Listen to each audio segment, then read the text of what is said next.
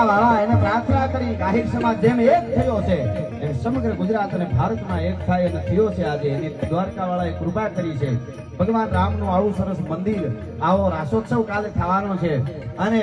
કાયમના માટે ભગવાનને આપણે કહીએ હે ભગવાન રામ તમારી ડુંગરમાં પ્રતિષ્ઠા થાય તો બધાય વતી માંગુ છું એમાં હું આવું આપ બધાય કે હે ભગવાન રામ હે દ્વારકા वाला હે માતાજી પૈસો તો અમારી લાયકાત હોય તો આપજો ના નથી ये सब माया है इसका क्या करें એમનો આલે હવારે પાછા બધા બિલ ભરવા પડે પૈસો જીવનમાં જરૂરી હું તો યુવા ધનને કહું ઘણા હું કે ખબર પૈસા વાહે બધા દોડો માં બેહો આનંદ કરો પૈસા વાહે બધા બહુ દોડે એને કહી દે તું નહીં કરી તું તારે પૈસા તમારી તાકાત હોય એટલા કમાજો હશે તો દે પધારો પધારો અમરીશ મામા ડેર પધાર્યા છે એમની સાથે બધા રાવત મામા અમારે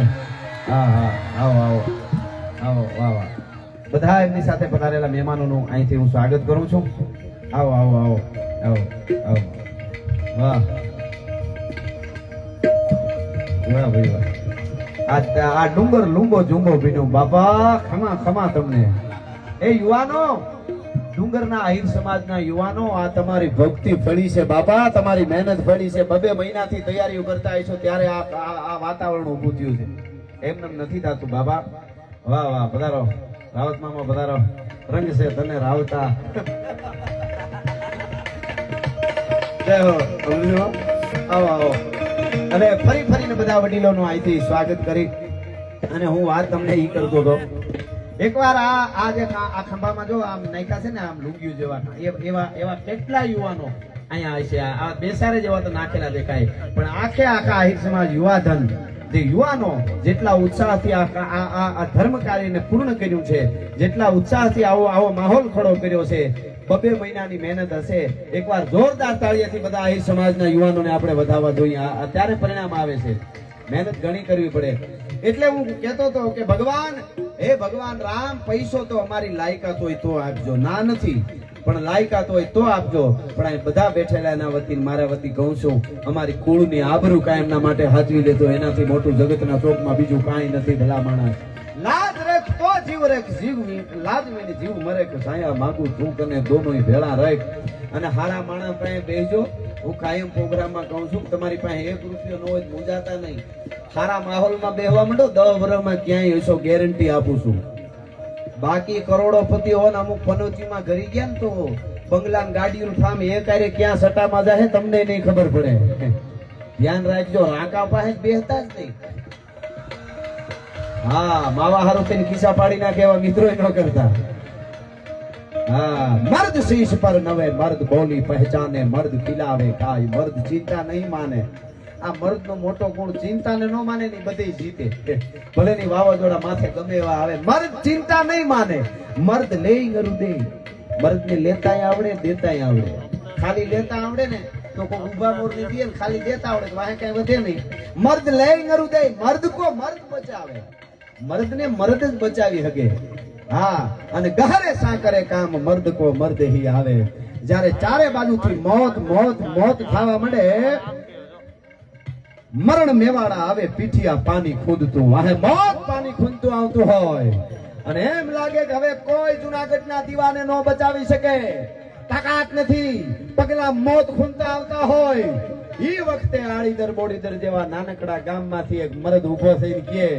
અમારા ખોરડાની નહીં અમારા આહિરની પેઢીઓ પૂરી થાય ત્યાં સુધી નવઘણનું રૂવાડું ખાંડું થવા દઉં તો દેવાય બોદર નો કહેવા ભલા માણા આહિરનો દીકરો નો કહેવા ઈ ટાણા જેણે હાચવા ટાણા એના ઇતિહાસ લખાણા ટાણું હાચવીને ઉભી ગયો તમે વિચાર કરો અને ઠેડ ઘોઘાથી જામનગર ને કચ્છના શેડા સુધીના આયરોને ભેળા કરી અને કીધું તો આડીદર બોડીદરમાં કે હે આયરો જાહલના લગનના લાડવા ખાવા તમને નથી તેડાવ્યા આ રાજપૂતના દીકરાને જૂનાગઢની ગાદીએ બેહારો છે તઈ મારી બેનની ચિતાની રાખ થઈ છે એવું છે કે હા કે તો અમારો મુખી હવે સાંભળજો આ મામા ડાયરો છે એટલે ખાસ ચારણ તરીકે કહું છું તેથી 1000 વર્ષ પહેલા દેવાજ બોદરને મુખી સ્વીકાર્યા હતા તો સમાજમાં કોઈ પરંગણામાં એક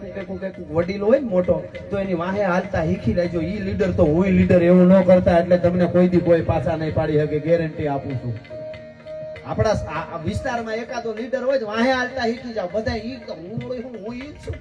આપણે બીજું બધું સારું, પણ આ એક બહુ કુમારી ઘણી બુદ્ધિ છે, બધું છે, પણ આ ઈ છે હું ઈ જ છું, એમાં ફેર નહીં. આપણો છે એટલે વાહે હાલતા શીખી જાઓ,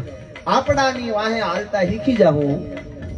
આપણાને નીચે પાસે નીચે બેહતા શીખી જાઉં. દુનિયામાં કોઈની વાહે નહીં હાલવું પડે, કોઈની નીચે નહીં બેહવું પડે. એ વાત હકીકત છે, હકીકત છે, હકીકત છે.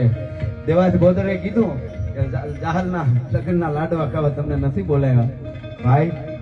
દેવાજ બોદર બાપા, તમે અમારું મોણ છો, પણ સાંભળી લ્યો, અમારો દેવાજ બોદર કહે તો જુનાગઢની ગાદીએ નહીં, દિલ્હીની ગાદી સુધી ન પૂગી જાય તો આહિરાડીનું ચાવડ લાજે. ભલા માણસ અમે આયરું છે, એક પડકારો કરે, એક હાકલો કરે, અને જાજા હથિયારો નહોતા, વધારે તો ડાંગુ લાકડીઓ જ હતી. કોઈ મેન છે ઈ ભાલા તરવારું કટારું રાખે, કોઈ બરસી રાખે, તરવારું રાખે, વધારે તો લાકડીઓ. અને તેગે કીધું ને કનૈયાએ, અને જુનાણાની માથે આયરું જેથી ભેળા થયા. દેવાજ બોદર છે, એનું બલિદાન છે, પણ કેટલાય આહિરું હોમાય હોત ગયા હતા, અપાઈ ગયા હતા. અને જુનાણાની માથે નવઘણને ગાદીએ બેહારવા જે યુદ્ધમાં લડાઈ કરી, એને ચારણી સાહિત્યમાં ડુંગરના ટીબે કેવું હોય તો ગાડા હોકળ હટીલા ધોધ પેરડી નિશાન ગાજે ગાજે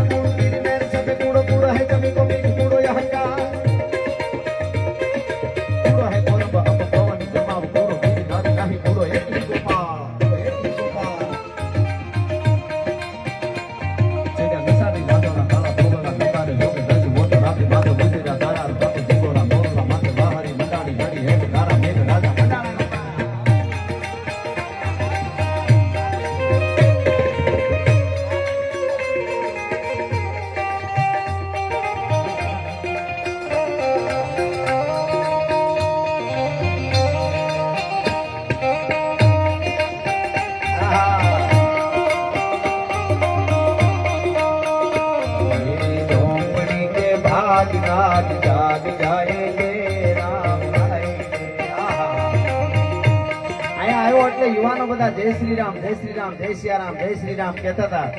મને યાદ આવે વાત રામાયણ ઉપર તો ઘણું બધું કલાકો સુધી બોલી શકાય, આપ જાણો છો, ખૂબ સાંભળ્યું છે. પણ રામ કોને કહેવાય, લક્ષ્મણ કોને કહેવાય, આ દેશનું યુવા ધન કોને કહેવાય? ભગવાન તો છે જ, પરાત્પર બ્રહ્મ છે, એ તો વાત છે જ, પણ ખાલી યુવાન કોને કહેવાય જોવું હોય તો રામ ને લક્ષ્મણ જાનકીનું હરણ થયા પછી ખંભામાં ધનુષ અને જાનકીની આમ શોધ કરે છે. જંગલમાં હરણ થઈ ગયા પછી તરત જ અને સીતે સીતે ભગવાન રામ કરતા આવે ને એમાં થોડા કાગળ આવ્યા હતા. જટાયુને મરેલો જોયો, પડેલો ઘાયલ જટાયુ છે, અને આવી અને કીધું, ઓળખાણ આપી. ટૂંકમાં વાત કરું તો હું દશરથનો દીકરો રામ છું. લક્ષ્મણજીએ કીધું હું લક્ષ્મણ છું.